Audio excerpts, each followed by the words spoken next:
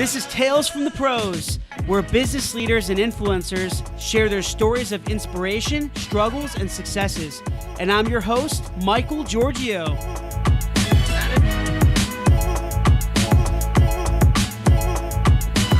Hey everyone, welcome to Tales from the Pros. This is Michael Giorgio, co-founder of Imaginovation here in Raleigh, North Carolina. We have a guest here today. His name is Fernando Carrera.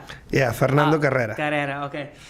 He's actually from Caracas, Venezuela, and he is the co-founder and COO at a company called Turpial Development. Yeah.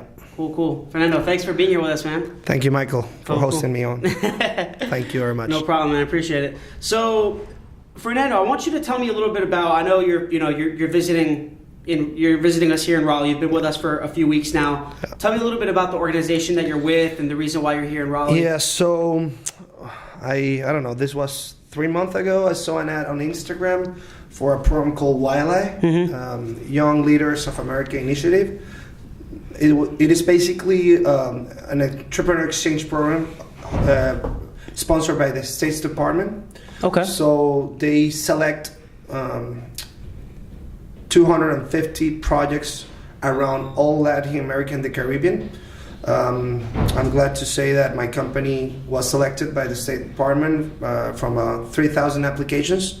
The idea is that we are here in the United States for a few weeks, collaborating, exchanging our experiences with other companies. And I'm here with Imaginovation. It's my placement. So I've been working with you guys for a few weeks now, and it's been great. Yeah.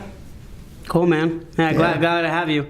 And you're finishing up in like a week or less than that, a few days. Yeah. It's sad because I'm leaving on Sunday to Washington D.C. for the closing session.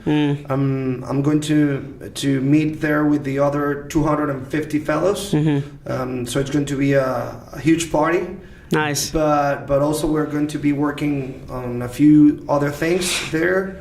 First time in Washington, so I'm excited. But also I'm sad of leaving because Raleigh has been so great. And I don't really want to leave Raleigh. Maybe you can buy a place here. Maybe. In fact, I'm hoping that business will come out from this visit, and maybe I'll come back soon enough. Nice. So let's talk about business. Tell me a little bit. I mean, I know what you do, but tell everyone kind of what you do, your company, your role in the company. Well, Turpial Development was a company that me and 3 of my friends started almost 5 years ago. We had this idea, we tried to develop an app. Back then it was so expensive. So we said, maybe we should start first developing apps for others. And once we have the know-how, we can develop app for us. And that's what we did. We started building apps for clients. We focus on clients in the US and in Europe. We mainly do MVPs for our clients, so it's small companies that are trying to develop new things.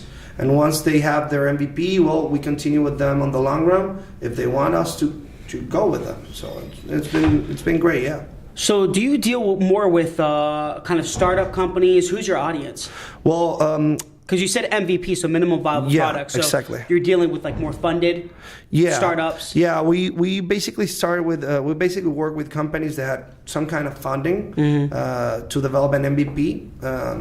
But definitely it's not a huge startup. We work with companies that had little but less money.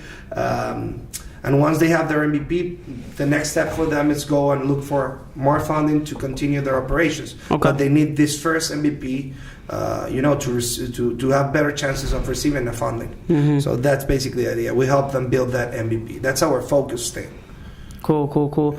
And did you always see yourself as starting something like this? Or tell me a little bit about what inspired you to start this agency in Caracas? I come from a very entrepreneur family. My family has their own businesses. But I think that's why I didn't want to work with them. I want to do something for me and like something that I own by myself. And that's why I think I was going to my university in Venezuela, and I met a lot of people there. I started doing business with them, and then this idea came. And yeah, I think for me, entrepreneurship, it's something that it's on you, and you know, there's not a real age to start a business.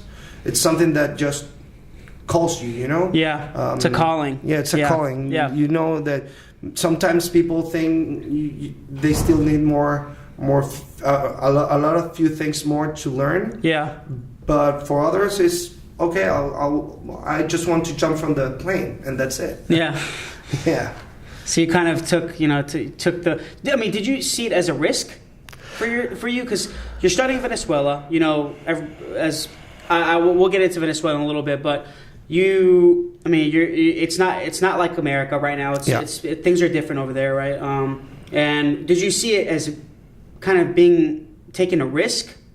Well, in my while case, starting it, or? In my case, we decided to start this company without any funding. Mm-hmm. So basically, what we did is we found our first client, and we started working from that on. Okay, we had our first check, and then we continued working for around 6 months. We couldn't pay our employees. Okay, mm-hmm. and the fact that they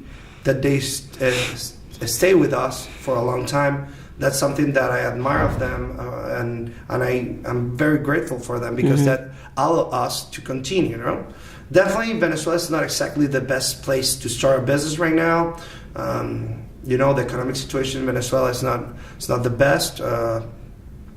We are an oil dependent country, mm-hmm. and because of that, basically if the prices of the oil crash, my country crashed, and that's what mm-hmm. happened right now. Okay, so it's kind of depending on it. Yeah, yeah. Basically oil dependent dependent on oil. Yeah. Mm-hmm. So yeah, but I think the window was great. The time window was great, because when we started, oil prices were still high, so everything was a little bit better in Venezuela.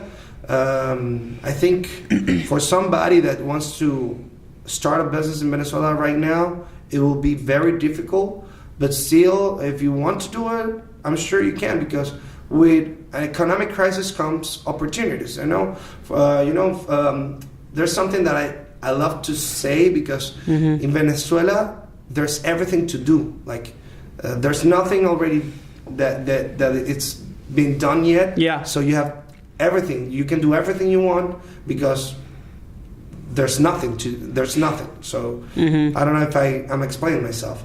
Sorry about my English, by the way.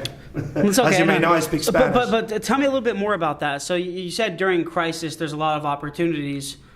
Give me a little more insight on that. What do you? Yeah, for example, because we are in an economic crisis, things are cheaper in our country. Lifestyle is cheaper.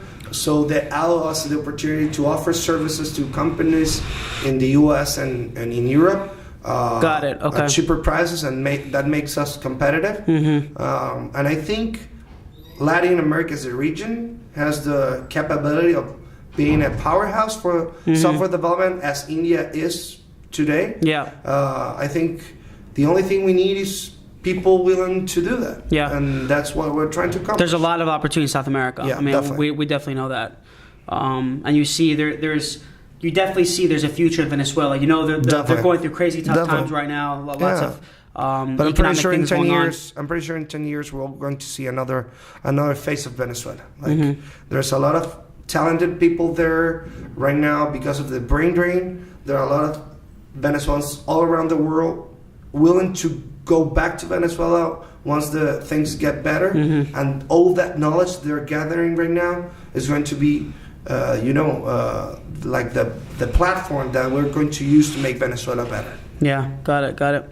And what was it like? I mean, tell me a little bit about what was it like starting your company in Caracas and building it. What did you go through certain struggles and challenges? What were kind of what was it, first, on a bird's eye view? What was it like? Yes, everybody who starts a company knows it's hard. It's hard. Yeah, it's hard. you start thinking that you know things, but the reality is that you don't know nothing. Yeah. So you start learning. Once you realize that you have to learn everything, that you didn't knew anything, you didn't know anything, you realize that the best thing you can do is work hard and learn a lot of everybody that you meet. So when we started, we basically had a few failures. We basically subestimate a lot of projects. We thought it was going to take us 4 months, but instead it took us a year to finish the project. Yeah. So we were basically working for 6 months without any payment because we agree on that with the client. But then because of that, we'll learn a few other things, and it's a continuous process. You learn every time you do some you learn new every day. mistakes, and you continue learning every time. So yeah, I think it's hard, but it's very it gives you some real, I don't know, an accomplishment feeling that maybe working on a company will not give you, you know? Yeah, no, I understand. Do you see Venezuela? How would you compare the market in Venezuela to other countries in South America? I know we talked a little bit about, a few days ago we were talking about Colombia in Medellin. In Medellin, there's, it's booming over there. There's a big tech market there. Yeah. And you guys opened up an office in Colombia as well. We can talk about that. But how would you compare the kind of the overall market, where things are going from Venezuela compared to other countries like Colombia or Argentina? Well, definitely right now, I think, of course, it's because the economic crisis, there's not that much of a structure for entrepreneurship in Venezuela. But definitely there are people that are trying hard to build this ecosystems for entrepreneurs. I think we are a few years, behind Colombia in terms of ecosystem. But I think in terms of talent quality, we are with them. You can find very good people in Venezuela that are doing incredible projects.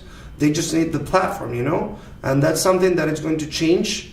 I'm sure it will. But yeah, like I see, Latin America is like a big country, okay, and it's easier for us to go back and forth from Bogota. That's why we choose Bogota as our second hub, our second development hub. We thought, okay, there's a lot of people leaving Venezuela because they want a better life quality. So we've been working with these guys for almost 2 years. Our employees, we don't want them to leave. And you have over 30. We have over full-time 30 employees now. Yeah. Nice. Yeah. Cool. In Venezuela, over 30 employees right now. But it's hard. You train them, and because of the economic situation, they want to leave. So that's why we open our offices in Bogota to give them like another option. You know, if you want to move to Colombia, that's fine with us. Let's relocate you to Bogota. And that's what we're doing right now. We're also hiring people in Bogota, local people, Colombian, because we think also that Bogota has a lot of talent. But because we are a Venezuelan company, foremost we want to find talent in Venezuela and train them, you know. That's cool. And how many employees do you expect to hire in the next few years? Well, what do you kind of foresee? We're now like we're reevaluating our business model. That's something we've been talking through all these weeks. We're basically trying to change our business model from developing apps to helping companies manage their own outsourced teams in Latin America. Okay, so it's more like in region management for companies in the US and in Europe who wants to outsource their development teams to Latin America. Okay, so the idea is that we are going to hire people to work exclusively for companies in the US, but in our own offices. So you kind of start offering like project management as a service. Yeah. Type deal. Exactly. Okay. Exactly. Or resource management. Exactly. Resource management. Okay. Cool. That would be a great way of. Yeah, I definitely see. I mean, there's definitely demand for that. Definitely, because one of the main reasons us being in tech, we know that. Yeah, one of the main reasons that I realized, because I was working with you guys, that outsourcing fails.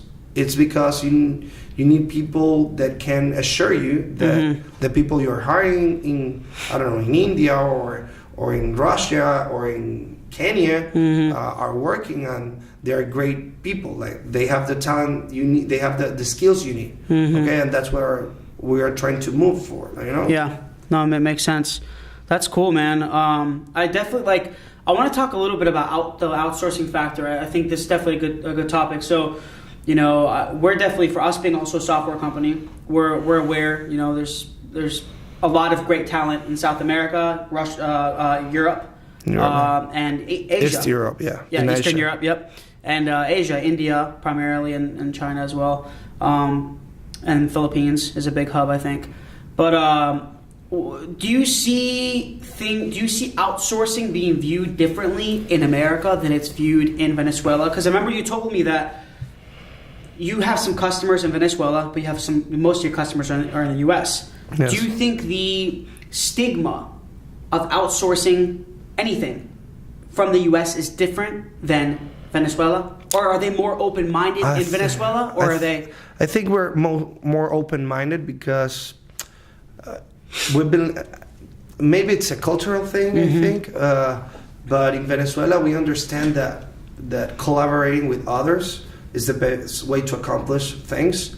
And we are used to working with Colombia, with Peru, with Panama, doing businesses with a lot of people. Yeah. Venezuela had a the first customer for Venezuelan products is the United States. So we're used to doing to outsourcing work outside, things that maybe we can get cheaper outside, or maybe we can get better outside. We are used to that, and I think the reason why people here think it's I don't know, it's a stigma here in the U.S. is because you have everything here. You have talent here, you have the platform, you have the ecosystems. Yeah. Why would you go outside? And the reason really is that sometimes people need to make the most with their money, with the money they have. And sometimes to start out business, you don't have enough money, and if you spend it on here, the chances are that you're gonna fail because you need more development time. Yeah, and you won't get that with the money you have here.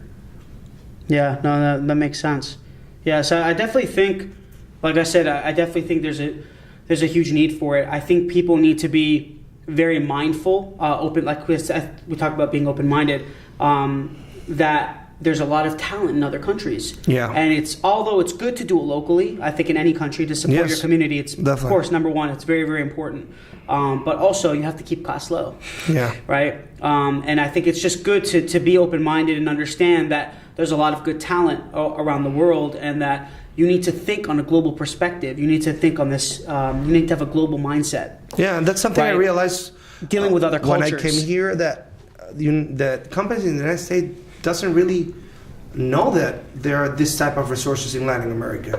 The first thing that people tell me, "Oh, really? There are developers in Latin America?" I was like, "Yeah, of course, of course they are." So yeah, I think in fact, in my opinion, we have a few advantage over outsourcing resources to India or to Philippines or to East Europe. For example, we have the same time zone. That's something that's great because you can meet with your team at the same time you're working. Also, English proficiency is not a problem in Latin America. In fact, as EF tells, EF is the biggest English institution in the world. Like they teach English in all countries in the world, and they say that Latin America is the region that is increasing the most in English proficiency. So yeah, it's English is not a barrier more, and also it's cheaper to travel from and to Latin America. So so if we want to meet with a team like physically, it's cheaper to do that. Most development companies here, most tech companies here doesn't even know in physically their development team in India, because it's very expensive to travel there. Yeah. You know, that connection is pretty important. No, yeah, I get it. Yeah, I mean, so do you think, how different from you being here the last few weeks? It's been, how long, 4 or 5 weeks? Okay. So you being here 5 weeks, how different is the tech market here compared to Venezuela or some of the other countries in South America? Well, right now here the tech market is blooming. But how do you compare it? Like, give me some examples. What's so different? Is it the processes are different, the technologies, the tools, or is it the capabilities or the? No, not really. Or you think it's just opportunity? Yes, it's a thing of opportunity right now, because the market's so constrained in Venezuela right now. People are not spending money to develop things for Venezuela. What about other countries? Okay. Well, Argentina or Brazil, or well, definitely. There's chances. There are a lot of people doing stuff for Latin America. For example, we partner with a client here in the U.S. to develop basically a platform that allows bankless people in Latin America to access cryptocurrencies. As easily as going to a grocery store or a convenience store and buying them with cash. And we're working with that, and our target is not US, it's Latin America, because I think there's really a need for this type of services in Latin America. Yeah. So yeah, there's great opportunity of doing business in Latin America. I don't see why wouldn't you target Latin America as a region. People tend to think because they are different countries it's more difficult, but no, really, because we have several commercial treatments, several ways to do business with each country. So once you are in Latin America, you are in every country of Latin America. It's kind of a similar. It's like you said, one country almost. Yeah, it's like the same country. Yeah. Yeah. Huh. And it definitely feels like that. Okay, it definitely feels. When I go and talk with a Colombian guy, he's my family. We feel so close. Yeah. That it's great doing business with them. Kind of one big large community. Yeah, and that's something that I benefit from this experience with Wildlife, the program that I'm in. It's that I'm meeting a lot of people from Peru, from Argentina, from Colombia, and they're doing great stuff, Yeah. There are guys that are working in 3D printing industry, guys that are working with the STEM clubs. There's also a girl who's working with professional development. So she's trying to reduce the gap between baby boomers and millennials. That's something that a lot of companies here in the U.S. are suffering for.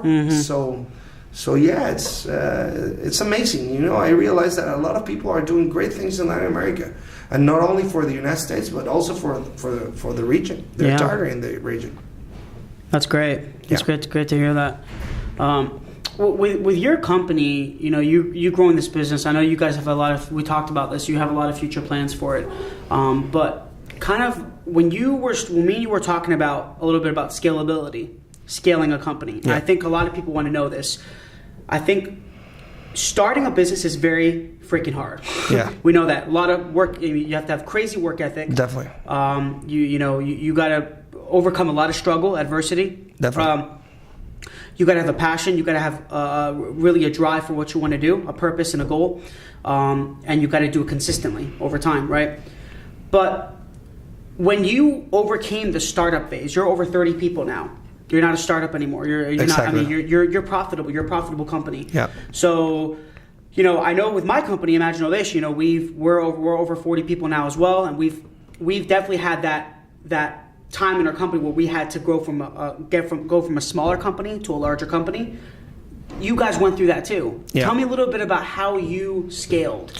What tips would you give people to scaling a business? What steps would you take? Tell me kind of what you guys did to make sure. I think the best tip that I can give is don't be afraid to adapt yourself, Maybe when you started your company, the thing that works for you was this thing, but if you want to scale, maybe you have to reinvent yourself, Think how to pivot your business, how to pivot your business, yeah. Think about this. For example, Netflix started as a company that rents physically movies by mailing. Okay, so that's how they started, and they were profitable doing that. But the way they managed to scale to the company they are right now is by pivoting their business to the online, to the cloud, and offering movies through rental. So adapting to the market, seeing where people are, kind of what the trends are, and make sure you. Yeah, definitely. Just look at what happened, I don't know, with Blockbuster or with Kodak. That's exactly, Toys R Us. Toys R Us, definitely. Amazon took over. Yes, that's the thing. If you want to scale up, you have to understand that the things you do today is not the thing that you are going to do in a few years, and you have to not be afraid of change. If you are afraid of change, then you're probably gonna fail. And I completely agree. I think pivoting is huge, and adapting to the market and where things are headed, stay in the trends, and actually, stay ahead of the trends. You need to kind of look at the future, see what's kind of, right now we're seeing artificial intelligence is a booming, is going to be booming. Augmented reality, and then IoT, Internet of Things is also automation, big data, big data. Yep.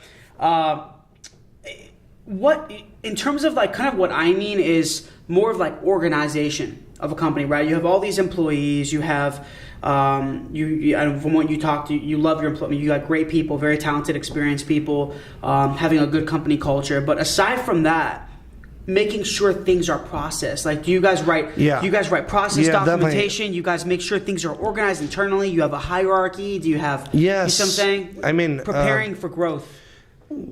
I mean, when you are a small company, it's easier for the leadership team, to sit with every employee in the room in the company and explain the things to them. But once you're growing and you have a team more than 30 people, 40 people, you can't sit with everybody. Okay, you need time to develop the business. Yeah. So the best way that you can teach your team where you're going, why you're going there, is by developing processes. Okay, and it's important to develop processes, to write down those processes, to let the team understand those processes, but also give you feedback of those processes. Okay, and once your company has those processes, like they already understand those processes, you have a very stable platform where you can start building on. Okay, you have to build the foundation of you built the foundation of the home. Now it's to build the other levels. Because you have a house, okay, but you need to, in order to build a building, you have to take that house out and build the foundations to build the building. Okay, and that's what basically, a startup is like a house. Now you want to build, take that house out, build the foundations, and start the construction of your big business. Did you face any challenges while building the other floors of the business? It seemed like you got the foundation. Yeah. But while building the other floors, you should say what challenges did you have to face? Well, for example, right now the brain drain is a great problem for us. The what? The brain drain. The brain drain. Can you explain a little what that is? Brain drain is basically people are leaving Venezuela because of the economic crisis. So brain drain means that you're losing that talent. You've been training them for 2 years, and for a company like ours, talent is the most important thing. Talent. When you train a person for 2 years and then he leaves the company because he's looking for better opportunities, that hurts the company so much. I prefer to lose a client than losing a team member. And that's what you call the brain drain? Yeah. The brain drain is just people leaving the country because they want better opportunities. Okay, and definitely something that it's hurting us, the brain drain, and that's why we're thinking on better ways to maintain our employees in our team. Okay, that's why we have a great working environment. Okay, we provide kind of a Google type of business in Venezuela. That's something that, of course, here in the U.S. is very common, but in Venezuela, keep them motivated, keep them happy, keep them have motivated. a good culture. Workshops every time you focus on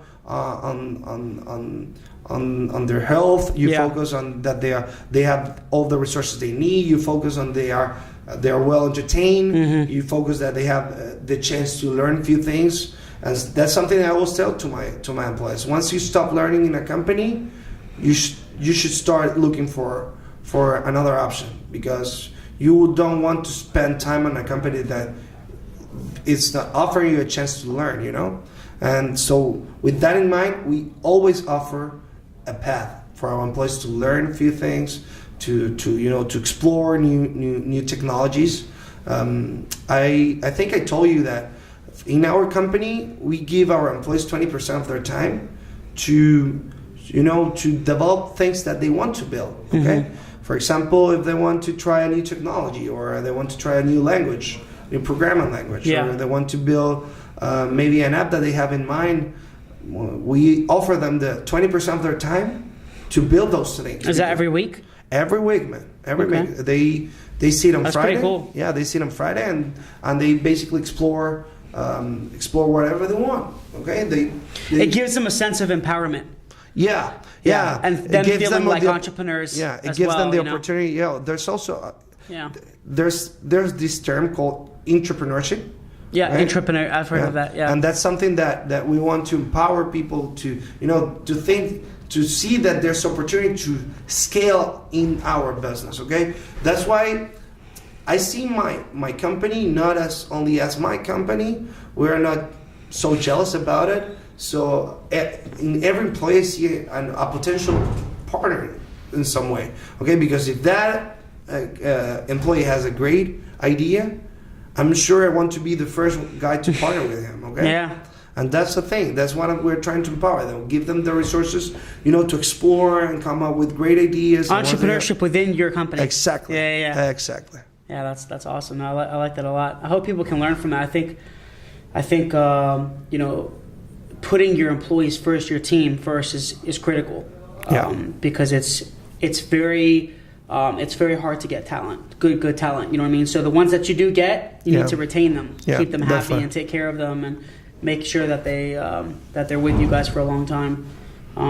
So with that being said, I think you've given a lot of great insight to businesses, to future business leaders, future entrepreneurs, how to I would say how to kind of grow their business a little bit. What kind of tips would you give? What would you be like your top 3 or 4 tips that you would give to future entrepreneurs? Someone who has an idea, what tip would you give them for them to take it to another level, for them to actually become a company? Because everybody has an idea. Everyone says, "Hey, I have the next Facebook or Uber." You probably get that stuff all the time, right? I have the next Uber idea. Yeah. What tips would you give them for them to actually execute it and to become a company? Yeah, I think the first thing that I will tell them is, don't be afraid to jump from the plane. Okay, don't wait until you get funded to start your business. Okay, I like that one. Start working right away, because you want to get as far as possible from the idea. Okay, you have this idea, then you have the PowerPoint presentation. Okay, then you have a prototype, then you have a marketing strategy, you have a business plan. You want to get your idea to something that's something that you can show better. Okay, and that's the thing. Once you are as far as possible from the idea, it's better for you. You have better chances to get funded, okay? Or you have better chances to get clients, and that's the thing, okay? I agree. You have to start working right away while you are looking for funding, but don't stop working, man. You have to keep working. Don't be afraid to jump off the plane, even though you don't have the parachute. You're going to find the parachute. Yeah. While you're on media, you got to be willing. You got to. I think Steve Harvey who says you got to be willing to jump. Yeah. You have to be willing to jump. Definitely. Take the risk. Like, it's better for you to take that risk, even if you do. I mean, we all have different perceptions, interpretations of failure, what failure really means. But if you do think you failed, at least you tried. You know, you did it. You're not going to live with regrets. You don't want to become 90 years old and be like, oh, I wish I started a company. I wish I, you know what I mean? Yeah. So, yeah, that's cool, man. I agree with that. Cool.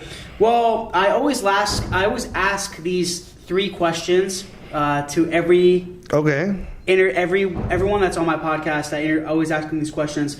I call them the 3 hows. Okay. So, how do you define failure?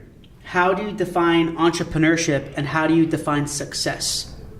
Okay. Failure, entrepreneurship, success. Failure for me is when you stop trying. Okay, when you decide to stop trying, that's when you fail.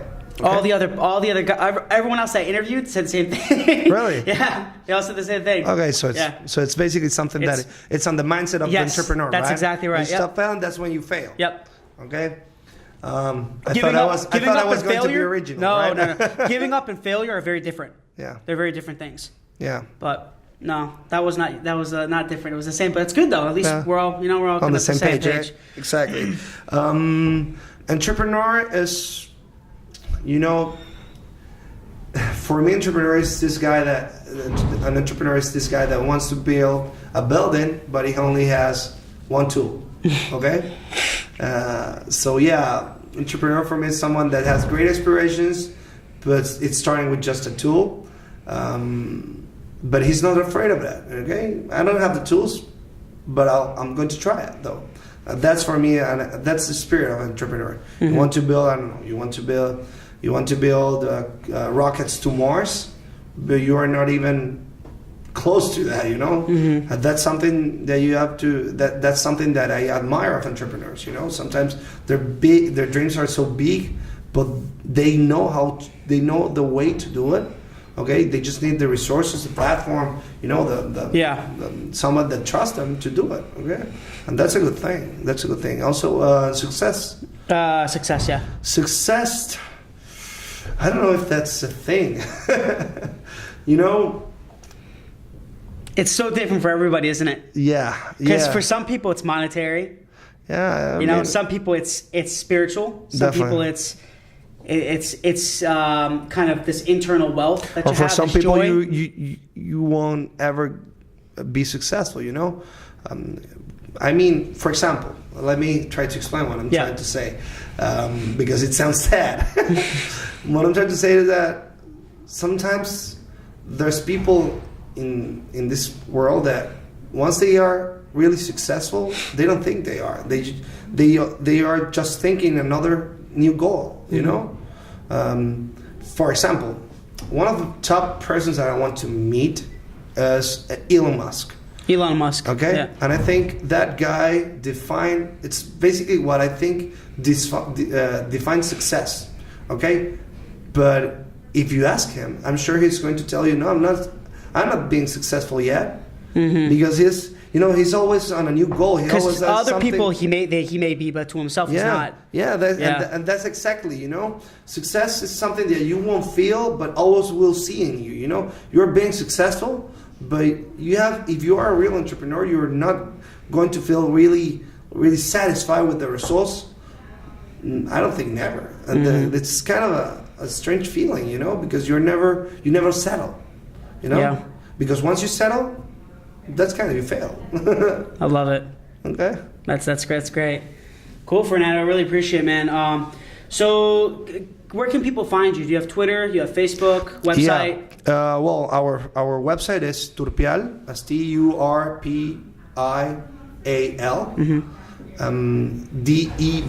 Dev. From development. Turpialdev.com.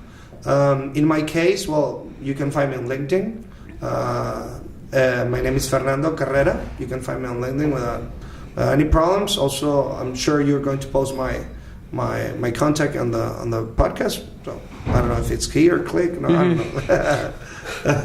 Click on the left or right or somewhere. Somewhere. I'm sure Mike is going to somewhere. put somewhere. Okay. Well, yeah.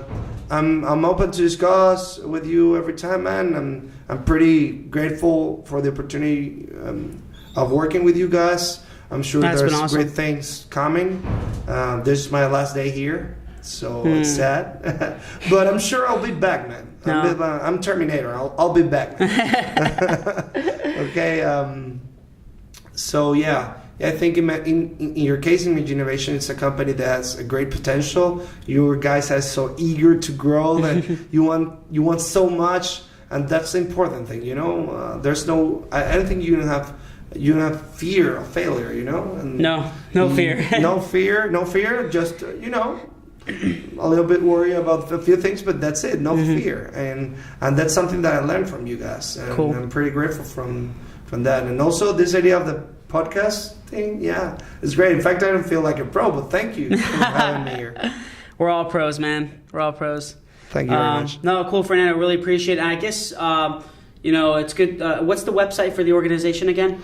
Turpial DEV. No, the wildlife. Yeah, wildlife. Yeah, the wildlife. I don't know exactly the website, but I'm sure if you look up on Google for wildlife, YLAI, okay, you'll find enough resources about that. I'm sure I'm sure you'll find enough information about the organization there. So yeah, if you're listening, if somebody's listening from Latin America, please apply. It's a great program. It will give you enough opportunities, and you're going to meet a lot of people. So I'm sure it will be great. Yeah. Cool, Fernando, man. It's been an honor. Really appreciate you. Thanks. No, the honor is mine, man. Hey guys, thanks a lot for watching Tales from the Pros. Please subscribe to our YouTube page and also follow our social media. There are links somewhere around here, but we really appreciate it, guys. Thanks for all the support, and I'm going to be giving you awesome content continuously, and we look forward to seeing you soon.